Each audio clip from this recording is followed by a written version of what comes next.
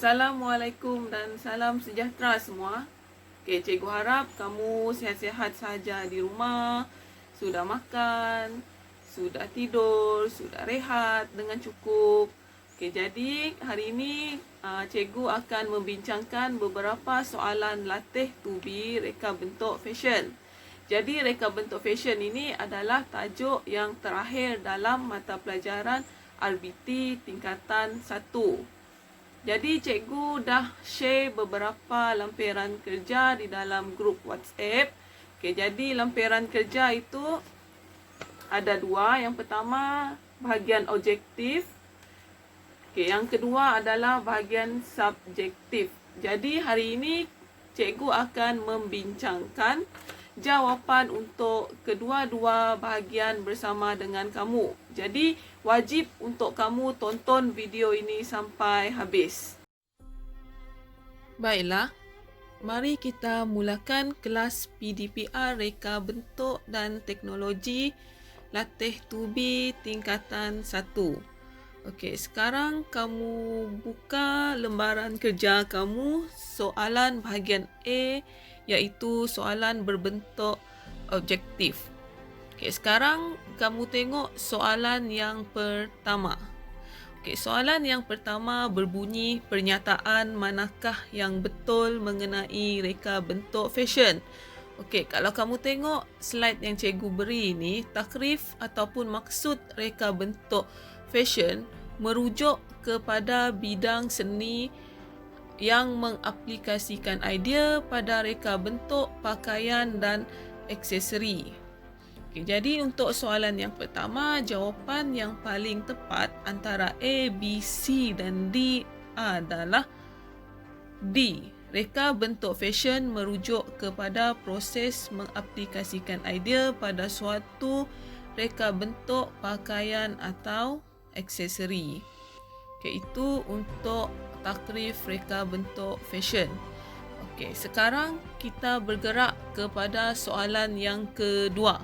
Soalan yang kedua pula berbunyi, pilih kerjaya yang terlibat dalam reka bentuk fashion. Okey, soalan kedua ini mahu kamu menyatakan apa dia contoh pekerjaan yang terlibat di dalam bidang reka bentuk fashion. Kalau mengikut slide yang cikgu beri ini, kerjaya dalam bidang reka bentuk fashion ada 4, iaitu yang pertama adalah pereka fashion ataupun fashion designer, peramal fashion, orang yang akan meramal trend fashion pada masa yang akan datang atau pada masa hadapan.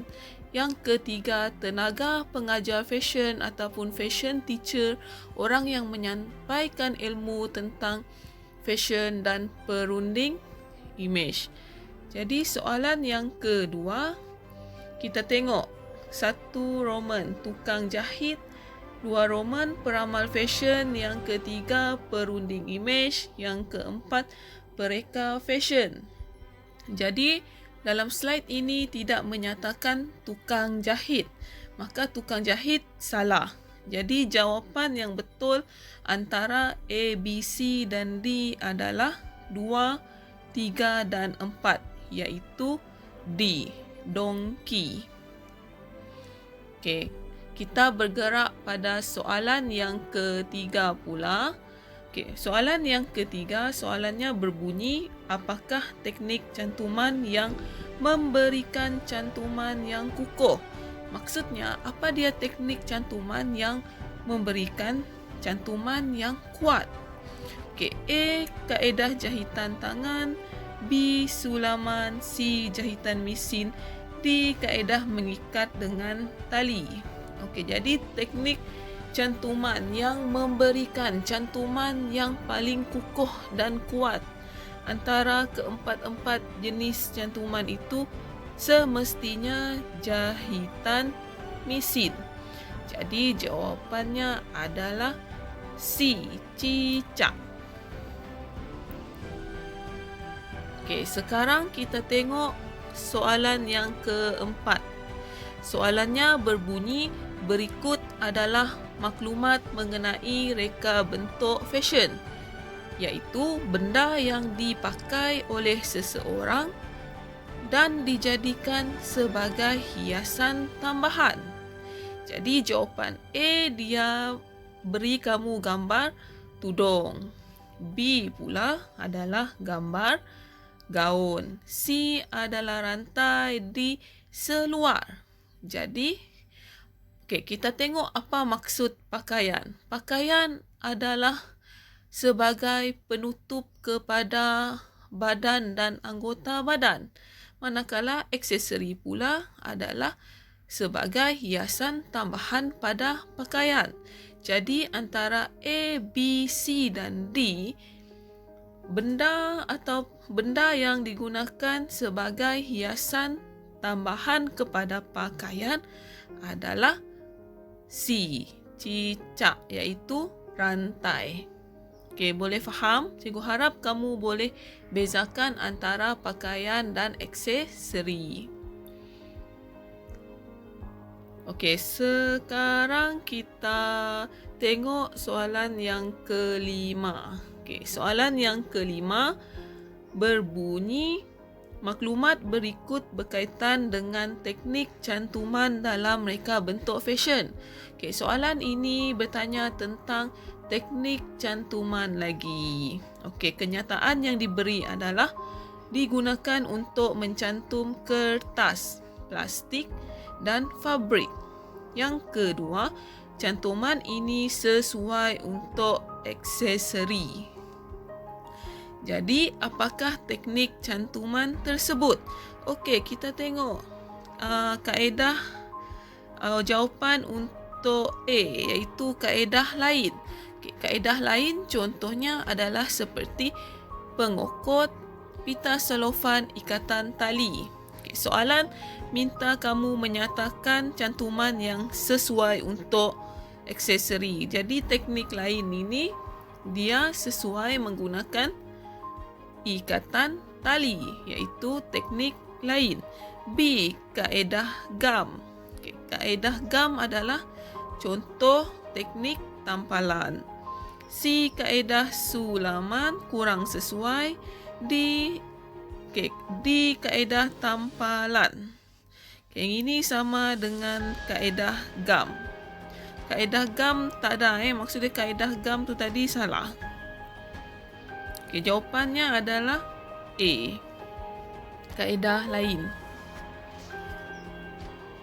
Sekarang kamu buka lembaran yang kedua, iaitu soalan bahagian C yang berbentuk subjektif. Baiklah.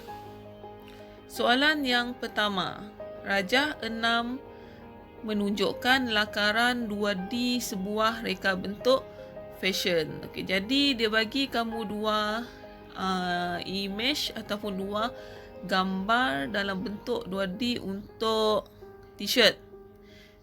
Jadi dia bagi kamu lakaran t-shirt pada bahagian hadapan dan pada bahagian belakang. Soalan yang pertama iaitu A. Hasilkan lakaran 3D reka bentuk fashion tersebut. Jadi lakaran reka bentuk fashion ini kamu boleh buat dengan dua cara. Sama ada yang pertama dalam bentuk 2D, yang kedua dalam bentuk 3D. Gambar yang diberi dalam soalan dibuat dalam bentuk 2 dimensi. Jadi dia nak kamu hasilkan lakaran dalam bentuk 3 dimensi. Slide yang ini pula merujuk kepada lakaran 2 dimensi. Cikgu harap kamu masih ingat apa itu maksud 2D. 2D itu bermaksud kalau kamu buat lakaran secara 2D, kamu cuma nampak satu permukaan sahaja. Tak kira tepi, bawah, atas dan sebagainya. Yang penting dia cuma nampak satu permukaan sahaja. Itu 2 dimensi. Sekarang kita tengok contoh lakaran 3 dimensi. Lakaran 3 dimensi ini maksudnya lebih daripada satu permukaan. Kamu takkan nampak satu permukaan sahaja. Kalau satu permukaan sahaja, maksudnya itu adalah lakaran 2D. Lakaran 3D dia akan nampak lebih daripada satu permukaan. Jadi soalan A itu kamu lakarlah gambar baju t-shirt itu dalam bentuk 3 dimensi. Okey, sekarang kita beralih kepada soalan B. Soalan B mengkehendaki kamu untuk menghasilkan borang penilaian pelanggan yang mempunyai 3 soalan. Maksud dia kamu perlu tulis 3 soalan yang berkaitan dengan borang penilaian pelanggan. Okey, tengok slide yang cikgu beri ini. Yang ini adalah contoh borang penilaian pelanggan untuk kasut. Okey, jadi kamu tukarkan sahaja, pilih 3 soalan. Okey, contoh dia yang pertama. Adakah anda suka membeli baju? Kedua, di manakah anda selalu membeli baju? Okey, seterusnya, berapakah anggaran belanjawan anda untuk membeli baju? Kamu boleh memasukkan apa-apa sahaja soalan, yang penting dia bertanya tentang kehendak pelanggan mengenai baju tersebut. Okey, itu untuk soalan B. Mudah kan? Okey, sekarang kita tengok soalan C. Okey, soalan C, cadangkan 3 jenis bahan yang sesuai dijadikan aksesori bagi lakaran tersebut. Okey, jadi soalan ini hendak kamu menyatakan bahan yang sesuai untuk dijadikan sebagai aksesori pada lakaran yang telah kamu buat pada A tadi. Jadi bahan-bahan, kamu tengok slide ini, bahan-bahan reka bentuk fashion. Okey, bahan-bahan ini boleh dijadikan sebagai aksesori pada pakaian yang kamu lakar pada A itu. Jadi yang sesuai kamu boleh pilih mana-mana yang bersesuaian dengan lakaran kamu, sama ada kamu nak guna kancing, butang hiasan, getah, tali, bunga ribbon, manik, kain felt. Yang penting dia bersesuaian dengan lakaran yang kamu lukis. Okey, jadi cikgu harap kamu semua faham apa yang cikgu terangkan di dalam video ini. Jadi, cikgu nak kamu jawab semua soalan dan kamu hantar pada cikgu. Okey, terima kasih atas masa yang kamu luangkan. Sampai berjumpa lagi di lain masa.